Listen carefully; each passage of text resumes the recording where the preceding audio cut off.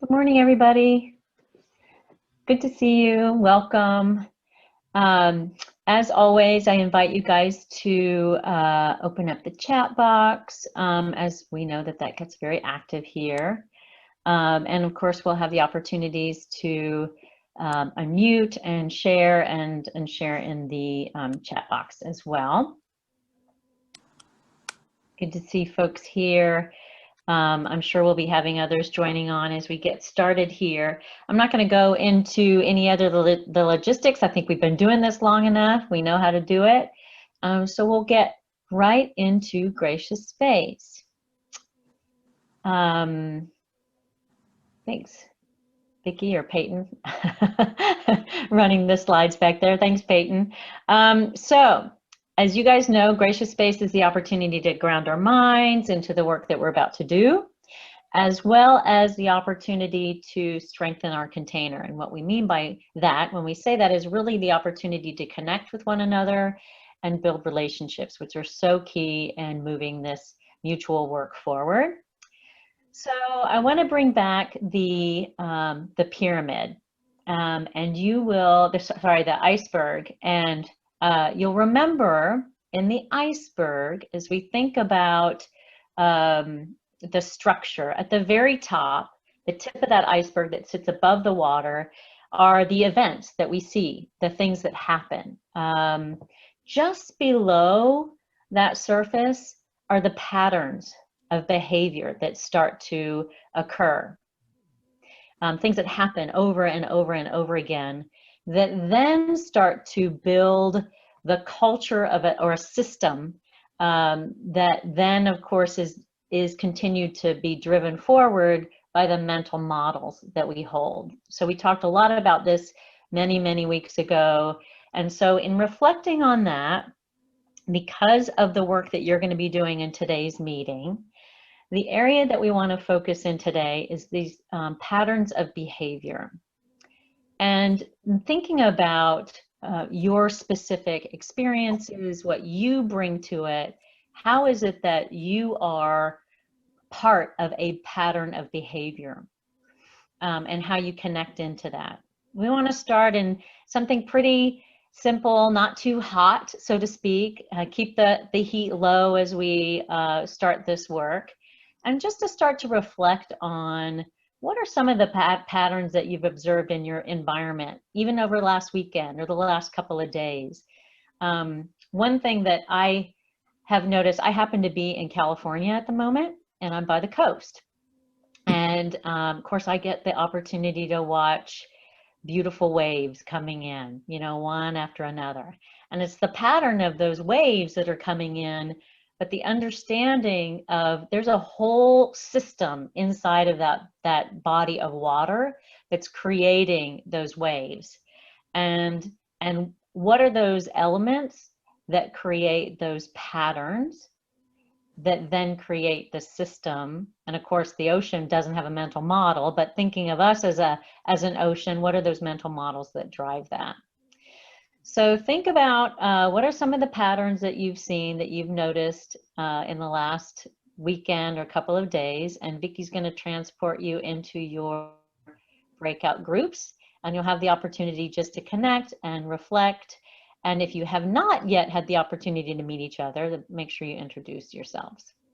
Vicki, you want to transport us? Welcome back, everybody. Hope you had a good discussion. We had several folks who landed in our main group with us, and we had a good discussion. I want to invite folks to unmute and share any reflections that you had about patterns, or some ahas that you may have had in the discussion about patterns that you've observed, either unmuting but you feel free to share in the chat as well. But I want to invite a couple of people to just to share any observations that you may have had together in your breakout groups.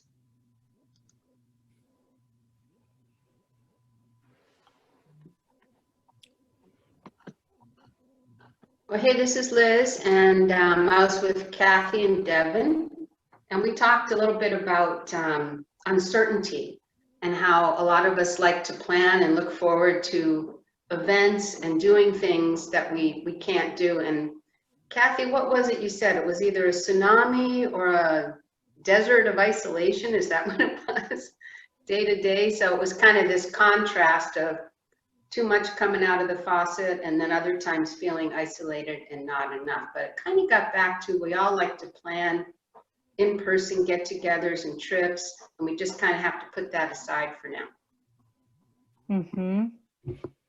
Thanks, Liz. Kathy, did you want to add to that?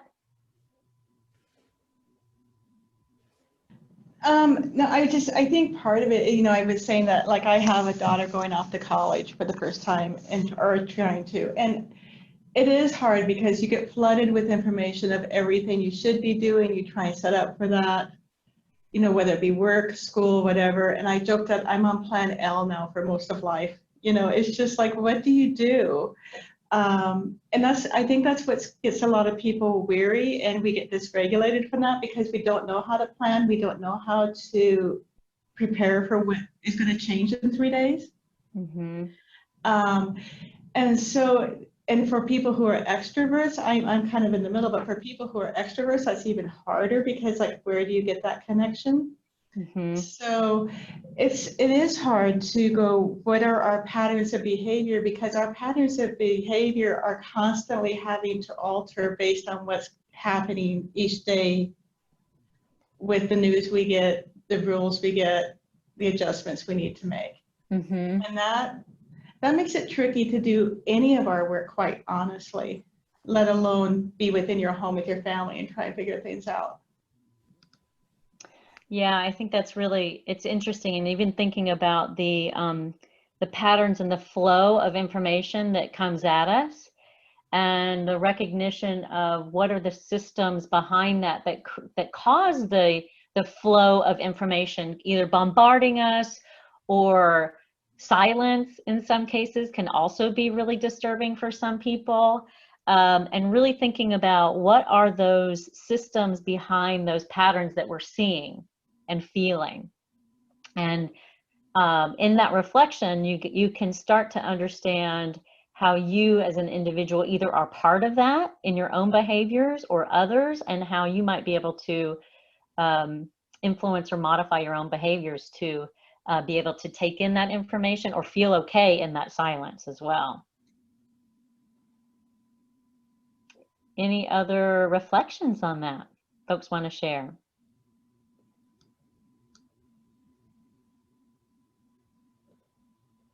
Okay, let's move on to meeting results for today.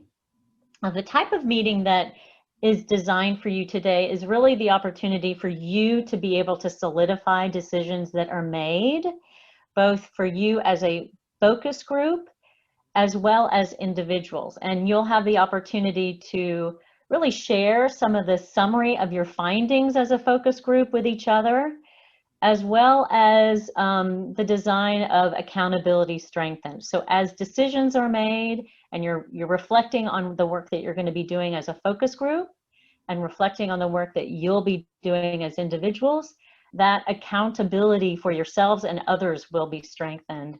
And then, of course, at the end, commitments, action commitments are what drives this work forward.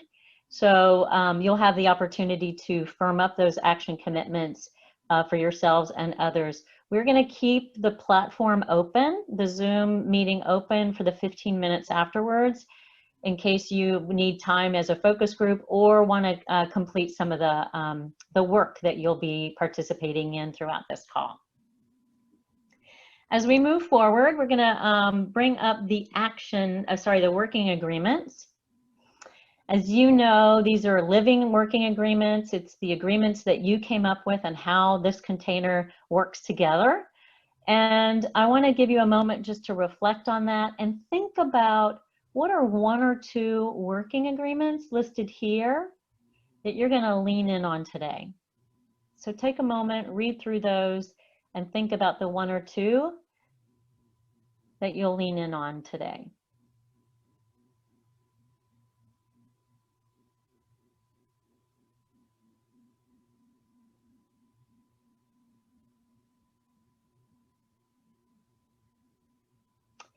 And I want to invite people to unmute and either share if there are any changes or modifications that people want to offer for today. And I'd love to hear one or two examples of just some of the working agreements that folks will lean in on today for today's work. So I invite a couple of you to unmute and share.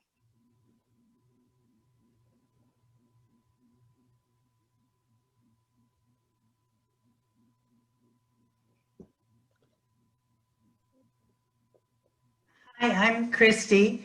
I was just going to say, for once, I can lean in on the time and space or work separate from a larger group because my 11 a.m. meeting was moved to Thursday, so I actually can be here.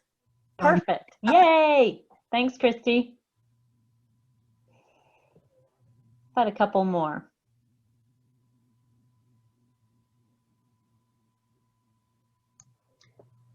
Today, the centering those who are impacted systemically is really speaking to me, is something I want to focus on. Terrific.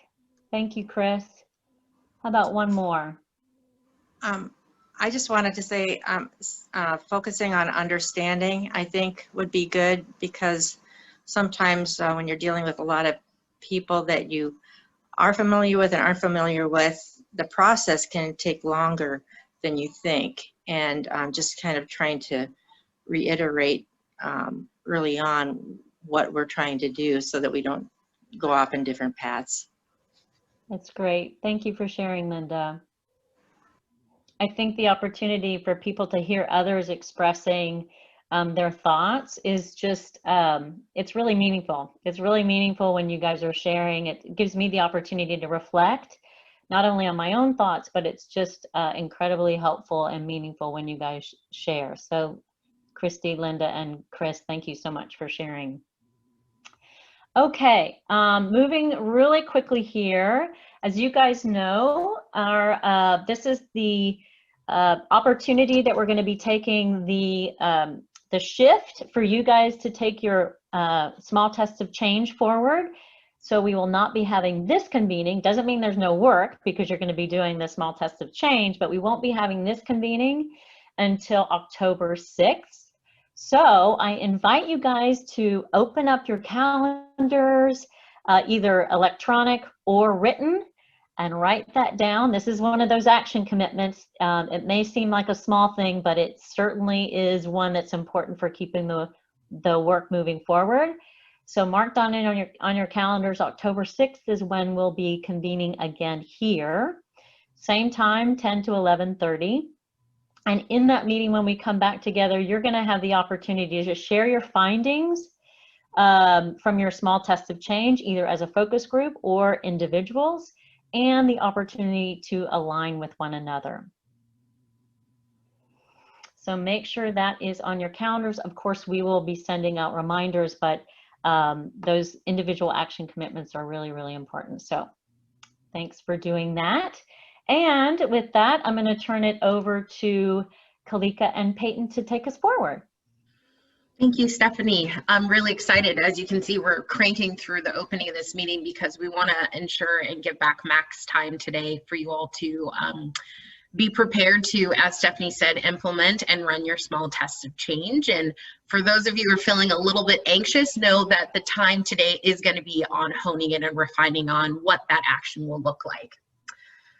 In just a few moments, we're going to be moving you into your focus groups. We're going to have you in focus groups twice today. The first round is going to be working together. I think that working agreement of leaning into checking for and developing shared understanding is really critical for this first round. The idea is you're going to be in your focus groups for 15 minutes, and we're going to be working on coming with a 1 to 2 minute summary of the shared understanding or finding that you have as a focus group. And when we had talked about what is it that creates an institution, what is it that creates that entity, it's having that sense of purpose that's really critical. So as Stephanie said, as we won't be convening you over the next couple of weeks, it's really important that you and your focus groups all know the charge that you're leading with as you're working in your areas of impact over the next couple weeks. So we're going to have you go into your groups, and depending on where your group is, you might be coming up with a summary that is, here's the adaptive challenge that we're all focusing on tackling together. We may not have figured out what we're going to do about it, but at least we're on the same page around what the issue is.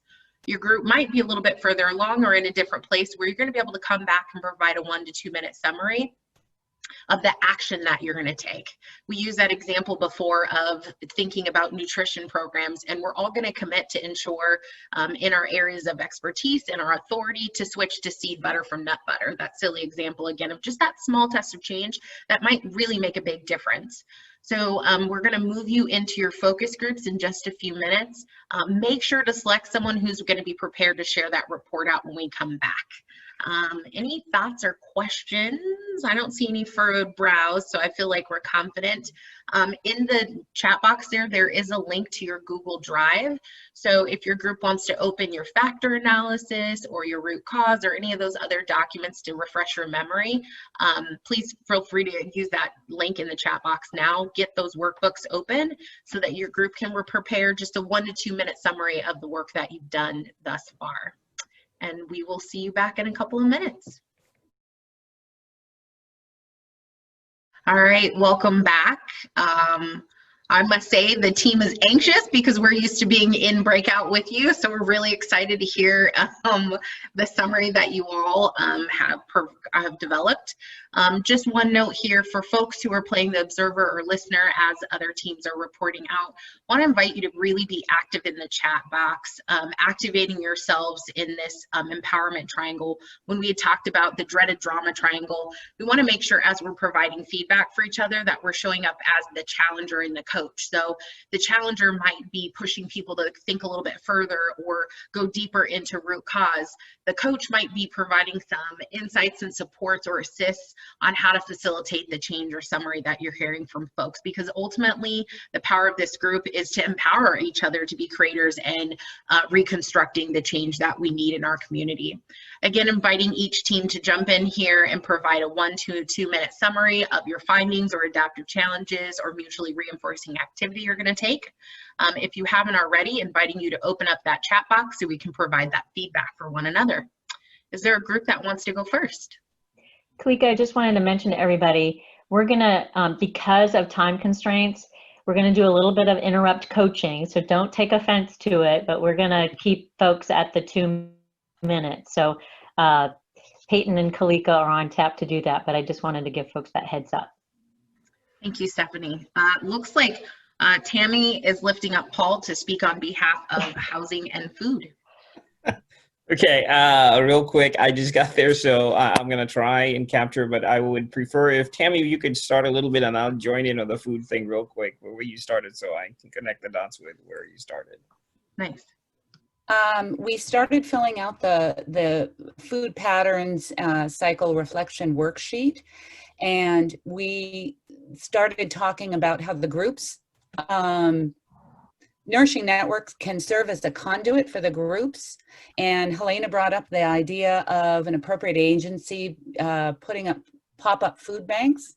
And then Paul started to talk about why he was in the group as far as with housing. And we started looking at a young group of people ages 18 to 24. And Paul, take it from here. Yeah, so I think with just trying to figure out how do people how do young people especially find food and how do they survive as far as just that basic need. And so we're looking at that group 18 to 24, and what based on the things I do on my job side is first of all, that group is very resilient and very resourceful. So they know where to go find food. They know all the different avenues related to finding food. And we ask them those questions whenever they come into, especially shelter, where they're coming to us for services. And they usually share that with you. They're very savvy with using technology as far as they know where to, whether it's shelters that offer food, whether it's churches, whether it's food banks. They know what day, what time. We have those resources, and we usually share with them, but they have more than what we usually have. They can be in a bus and they look around at ads and they get that information and they share it with each other. So they're very resourceful as far as understanding where to get those to get food and how those food, different things, what's open on what day and whether it's a grocery store. They know when restaurants discard their food. They know a lot of different things about grocery stores, restaurants, and those kind of things. So I think our group, one of our tasks is to gather that information as far I'm gonna as jump in here, not to be rude, Paul, I apologize. Gonna You're jump in getting here. cut off. That's our 2 minutes. Thank you for that incredible summary. Such a Thank you, pleasure. Thank you. Peyton. Thank you, Peyton. Thank you, Food and Housing. No hard And feelings, Paul. I'm really thankful to see folks started to provide coaching and challenge in the chat box. And I'm going to tap remote and invite you all to share what your summary of findings are. So I'm the spokesperson for remote, and our challenge is that families in the era of remote learning are struggling to connect and to their schools and be kind of partners with their children's education.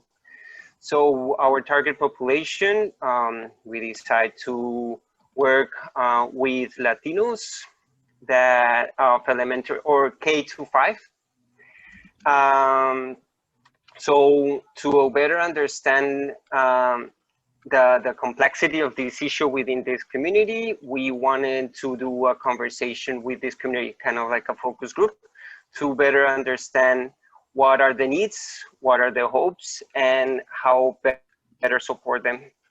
And we are gonna host this conversation in Spanish, so us as a team can experience a little bit of what they go through as they have to hear in a second language a conversation. We're gonna use technology for translation of this. And from there, from this conversation, hopefully we have a lot of intentional information that we can use to come up with some tangible solutions. Thank you, Benjamin. Okay, I'm going to invite someone from the wellness group.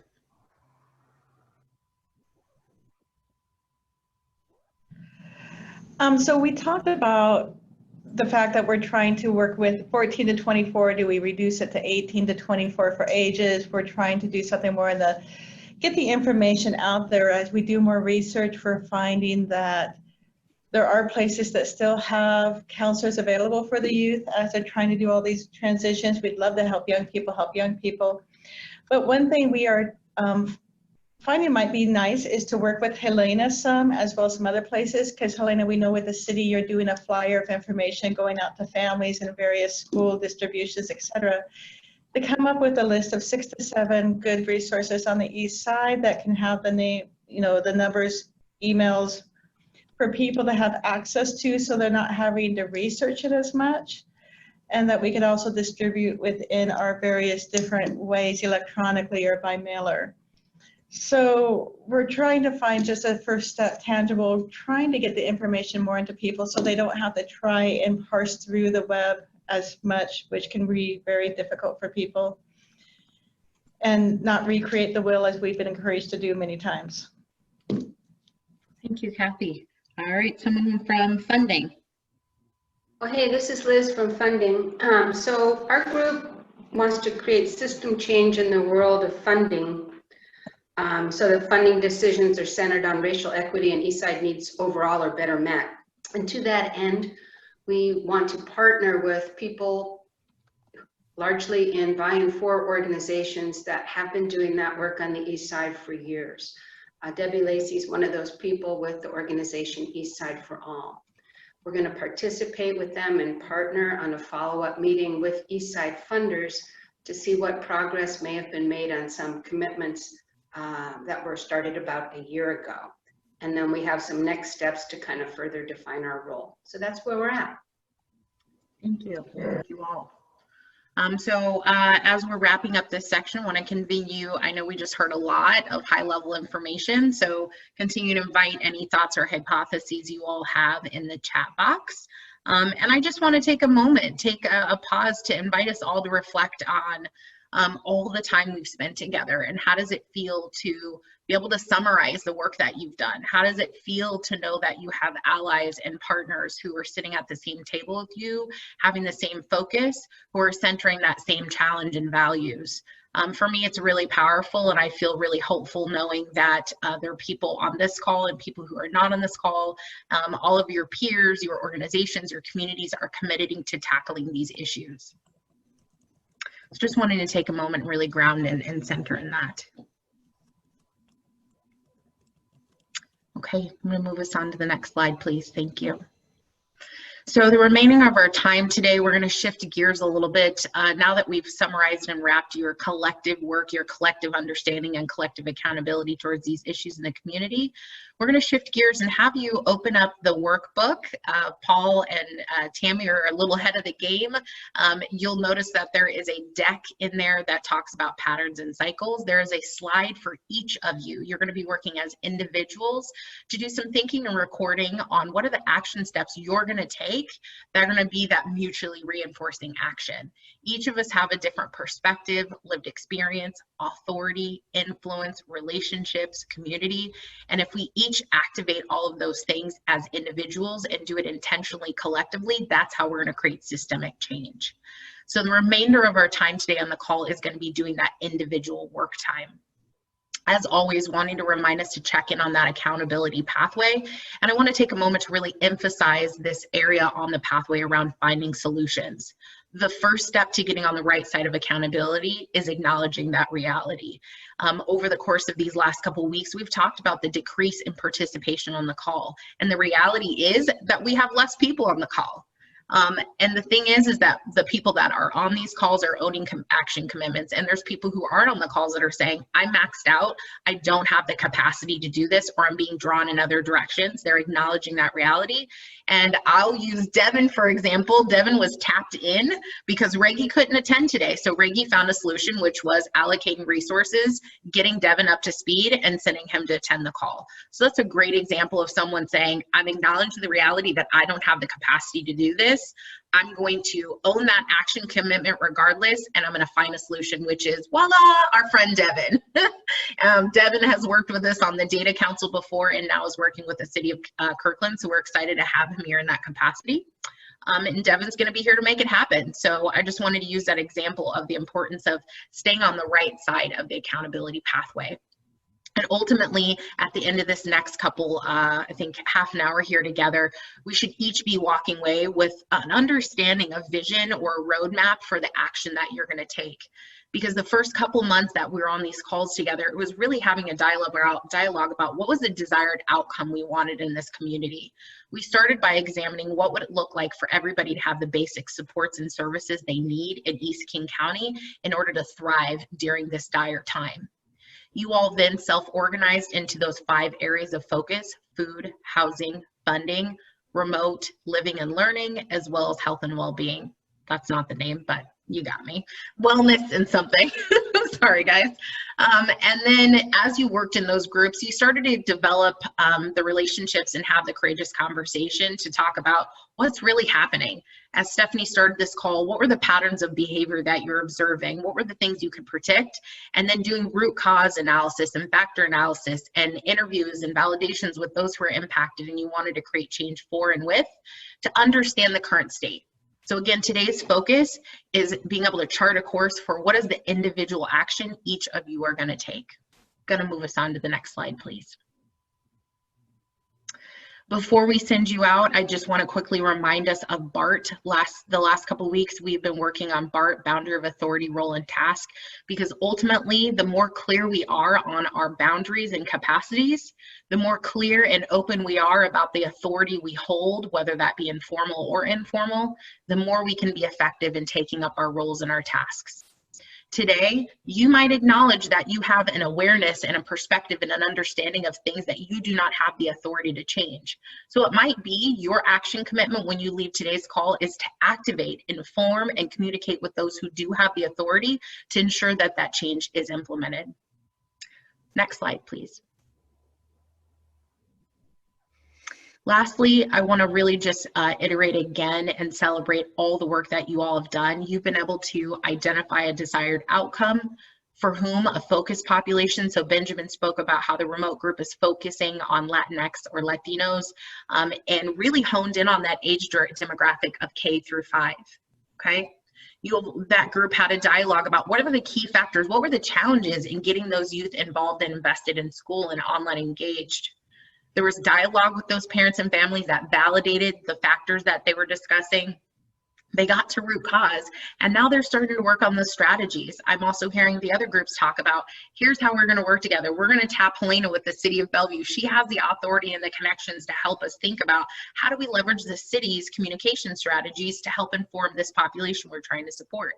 So hearing a lot of collaboration, strategy, and again, thinking about not reinventing the wheel, but making those small tweaks in the system to get to the desired outcome.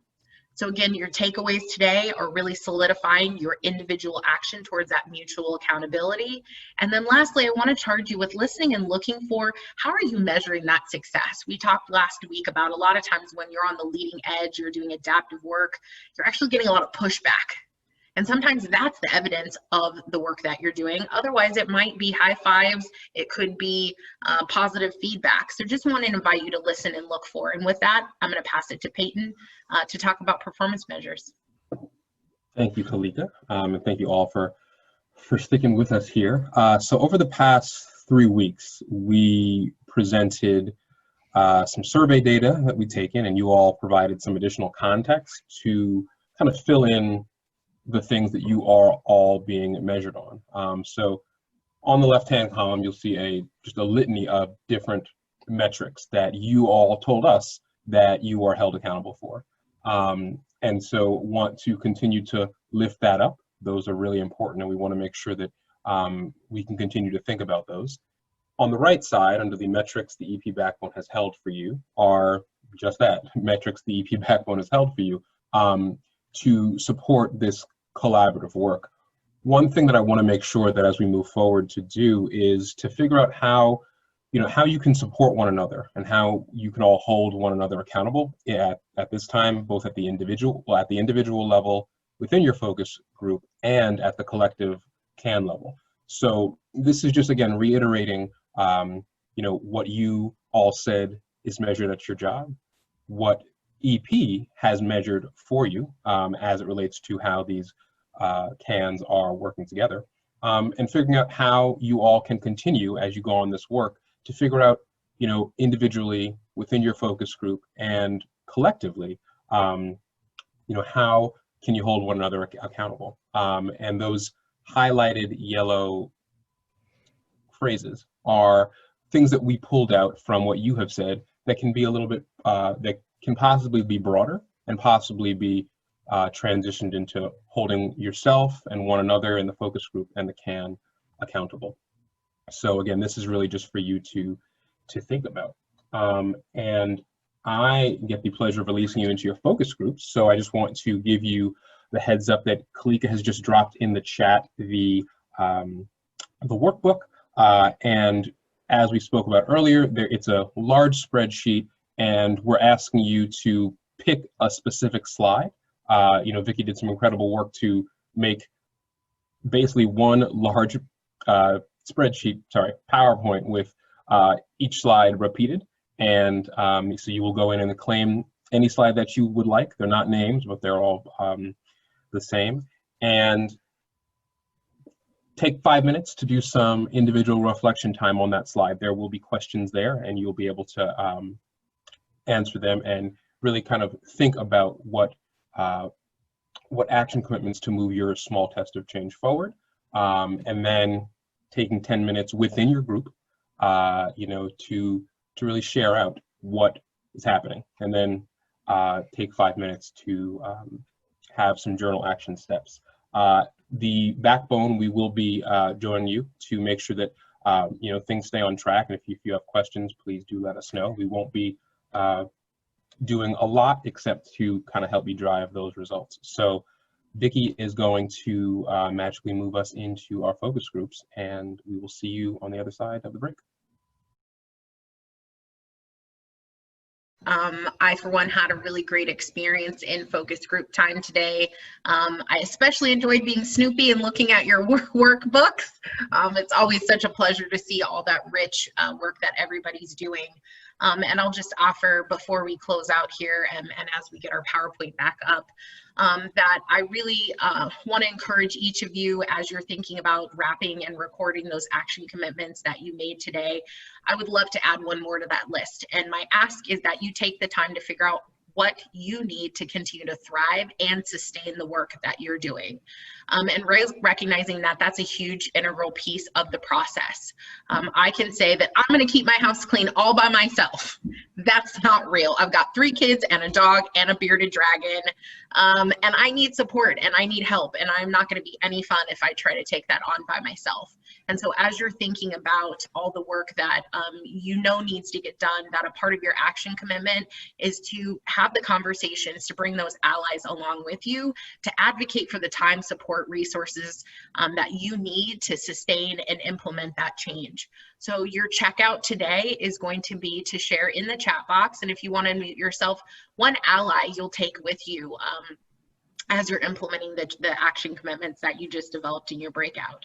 Again, just another reminder that we'll be coming back on October 6th to reconvene these calls. During that meeting, the purpose will be to report and share out findings, explore how it went implementing your small test of change or your action commitments you developed today. And also we'll be thinking about how do we continue to deepen that knowing and understanding of small test of change into systems change or program change. Please keep an eye out in your emails to look for any trainings and forums that we're going to be offering to do deeper dives on the tools and competencies we use to lead this work. And I'll pass it to Stephanie to close us out. Thanks, Kalika. So in this particular slide, we want to have you have the opportunity to again, think about who that person is that you're going to bring along in this work, and make sure that you are having the communication that you need to, either in your spheres of influence, in your organizations, as well as within the community. Inviting others to participate in your work is a really important element. And as we think about coming back on 10/6, one of the things to also be reflecting on that the backbone is going to be working on is what does that capacity and commitment look like to continue through March of 2021. As you'll remember, that is a year is the 12-month cycle for a collaborative action network. When we started this, we didn't know that it was going to be a year. We thought it was going to be a few weeks. But obviously now this is going to be going on for much longer. So when we come back, we'll be sharing about the outcomes of your particular test of change, as well as asking people what that capacity and commitment looks like for you through March of 2021. So I'd like to actually offer that a question of one word that describes the experience. If you've been with us from March to now for you, if you've just joined us today for the first time, would love a one-word reflection on what today felt like for you. And you can either unmute or put it into the chat. That would be great.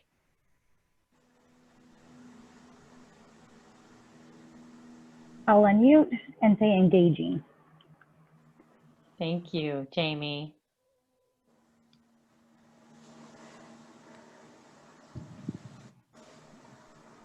Thanks, Benjamin. Alignment, productive. Tammy, thank you. Gratitude. I would say collaborative. Thank you, Kevin.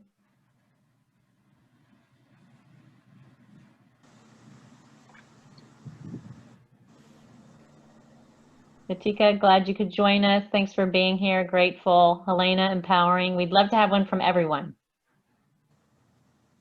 Supportive. Thank you, Oma. Thank you, Shelley. Thoughtful. Uphill journey for sure, Paul. We're doing it together, though. Energized. Thanks, Cassandra. Christy, thank you.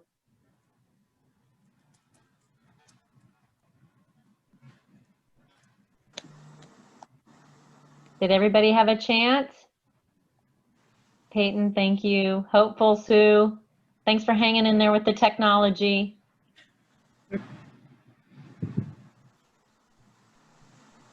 Okay. I am, for one, grateful for all of you to be able to do this work, to move things in our community, change systems in our community, change ourselves and how we are working together. We're not skipping over this important step of our own individual well-being, our well-being and how we're working together. We're actually changing how we are working together, changing our systems so that we get those better outcomes for children, youth, and family. And I'm really, really thankful and grateful for all of you who continue to show up and do this challenging work together. And it's wonderful to have this community of support that we can lean in on. So thanks for being here, everybody. I can't wait to hear about your tests of change. Go get them. And we will see you on October 6th. Until then, take care. Thank you. Bye. Bye. Thank you. Bye-bye. Thank you.